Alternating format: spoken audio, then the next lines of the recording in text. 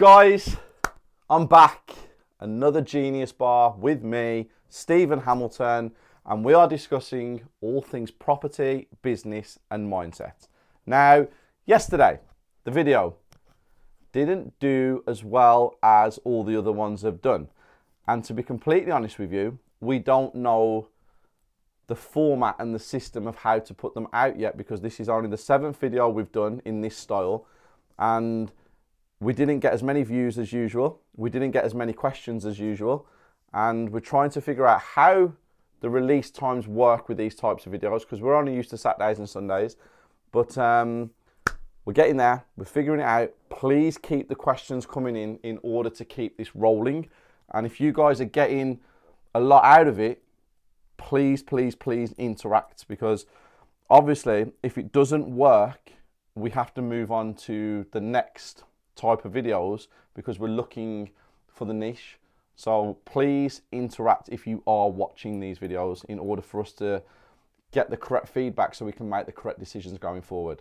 But it is Tuesday, as in you're watching this video on Tuesday. And the first question: hey Steve, great video, great content, awesome advice, thank you. This is from Slav Zoot. I know this topic may have been discussed many times before, but I'm new at this and perhaps missed it when it was a hot topic. What do you think of the abolishing Section 21 proposal and making tenancies indefinite as a result?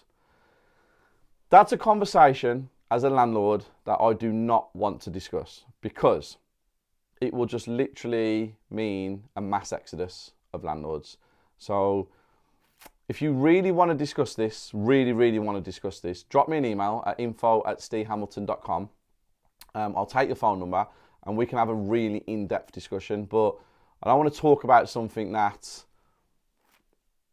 is so frustrating, basically. It's very, very frustrating. But I'll tell you what we can do.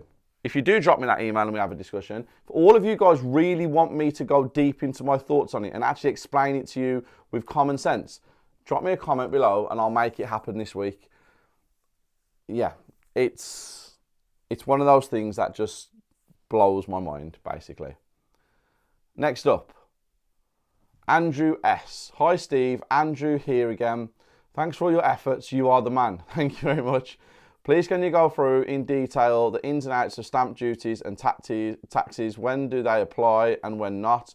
With regards to uninhabitable properties, if you are a few months in refurb, thanks again, Andrew.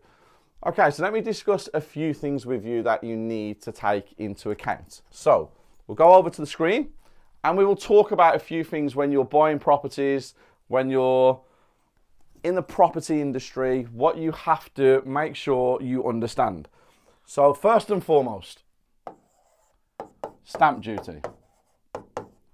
Now, stamp duty has different brackets, but let's just go with the most one that you guys, if you're new to property, will understand. The 3%, okay? It goes up in different brackets, but 3% is where it's at, stamp duty. So if you buy a property for £100,000, your stamp duty will be £3,000. That's in England. If you go to Wales, the first stamp duty bracket is 4%, meaning if you buy a £100,000 house, your stamp duty will be £4,000. Now, the uninhabitable stamp duty, reclaiming it or not paying it, it does exist and it is out there for uninhabitable properties. I've seen a lot of stamp duty companies approach me for a very long time. Sometimes they use this.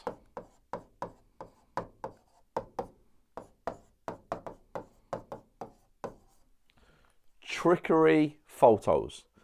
They will add photos to your case that are not photos from your property in order for you not to pay or to reclaim your stamp duty. See it a lot, seen it hundreds of times. But then there are properties that you can actually get stamp duty exempt and you don't have to pay, or you can reclaim. My advice to you, my real advice to you, speak to these guys. And I put them in red because you need to speak to solicitors. They will help you. And if they do have a good company that deals with stamp duty, the solicitors will put you in touch. So stamp duty is one. Next up, you have, which is a big one, council tax. So when you buy a property and you take over, you have council tax. So you have to make sure that you are paying the correct amount of council tax. Depending on the length of how long the property's been left in a state of disrepair, you could pay one council tax, you could pay double, or you could pay triple, depending on what's going on with the property. So as soon as you get ownership of a property, reach out to the local authority and get this sorted straight away. Know what band you're in, know what you are paying. Then, when you get a property, make sure you do the gas, the water, and electric.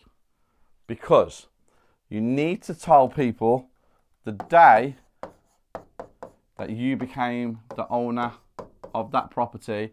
So previous debts, you become, well, you don't want liability. That's what you want. You don't want liability for previous debts. So on the day you become owner, contact the gas, contact the water, contact the electric, and get that sorted. They're very, very important. So you've got stamp duty, gas, water, electric, council tax. Then, when you are looking at taxes based on income, so if you flip it, what are you paying? Capital gains, corporation tax, etc., etc. All you need, guys, is a very good accountant, and they will fill you in on what you need to do and how you need to do it, whether that's going to be your personal name or a limited company. Okay? So you need to speak to an accountant, because if you've got it in your personal name, different rules apply. If you've got it in your limited company, different rules apply. So please, please, please make sure everything I've just discussed there, you actually follow through and you do, and you go and speak to the correct people. It can save you a hell of a lot of money in the long run. So, next up, another very good chapter special with the news on the end. One question: do you know any bank who can borrow money to buy the property, like the bridging loan, and also the refurb cost, like hybrid or connecting two loans in one? Thanks, Steve. So, you can take out bridging finance and you can take out development finance. You can actually take out a package as well called bridge to let. So you take out the bridge and the same company will turn it into a buy to let once you've completed. Now, bridging finance is not cheap. Development finance is not cheap. You need to make sure that you've done your due diligence, all of the numbers add up correctly, and that there's enough profit in there to sustain if you've got investor finance, if you've got loans, if you've got bridges, if you've got development finance. There's enough money in there to pay everything and for you to still make a profit. Now, on the smaller properties, it's a lot harder. When you're going into the bigger properties, there's a lot more profit. If you've got a profit of 100,000 after you've done all the works, then obviously development finance and bridging finance can be taken into account, because over a year's time on a property that's worth about £500,000, your fees will probably be about £30,000 to £40,000. So there's still a £60,000 profit by borrowing money, but you have to make sure your due diligence is done and you have to make sure that the numbers add up. The whole of the property world is all about numbers. Hi Steve, Ross Bars. What is the pension you can get where you use your pension to invest in property? Can you explain how it works, and can you recommend anyone to use for the service? Ross, email me, info@stevehamilton.com. It's a SAS pension. You can loan 50% of the SAS out to yourself to use, and you can loan the other 50% of the SAS out to companies where you get a return on your money. SASs are fantastic. I have control of 4 people's SASs at the moment, and very easy to do. Very simple procedure to get the money out of a SaaS. It probably takes about 3 or 4 weeks for completion. And if you do it correctly and you find people who've got SaaSes, then it's a great way of using money safely for you and the SaaS person and making money together. So if any of you guys out there do have a SaaS fund and you want to maybe invest it, you want to get it into some properties, contact me, info@stevehamilton.com, and I can reach out to you and I can show you who we work with, what we do, and how we might be able to work together in the future. That is all of the questions from Monday. 4 questions, and there is no more questions here for you guys to get more of the video. So I'm only going to answer what you guys asked me to answer. So please comment below, because I will stay on here for as long as it takes to answer the questions. You guys are getting free advice from somebody who knows what they're talking about. You're getting free advice from somebody who's been in the industry for a decade. And I think it's really important for you guys to pay attention to it. Also, I have just purchased another property yesterday. So I am purchasing a lot before the end of the year. Trying to level up, trying to go to that next level. I am purchasing a property that I got offered last night. It's a 3-bedroom terraced house. It's in the West Midlands. If you guys have got funds and you want to work with me, you want to learn with me, and you want to make money on your money, please contact me, info@stevehamilton.com. If you have funds readily available to go, I have projects that are ready to go right now. If you have funds in the future, please specify in your email that you're not ready right now, but you are looking at doing something in the future. I will still call you, have a conversation, and see what we can do later on down the line. But right now, I am buying, and I am buying in bulk. Residential, commercial, and land. So if you guys have funds, info@stevehamilton.com is the email address you need to message. I will get back to you, and we can grow, because now I'm about to take my company to that next level. See you guys tomorrow. Get your questions in. Have a great evening, and thank you for your support.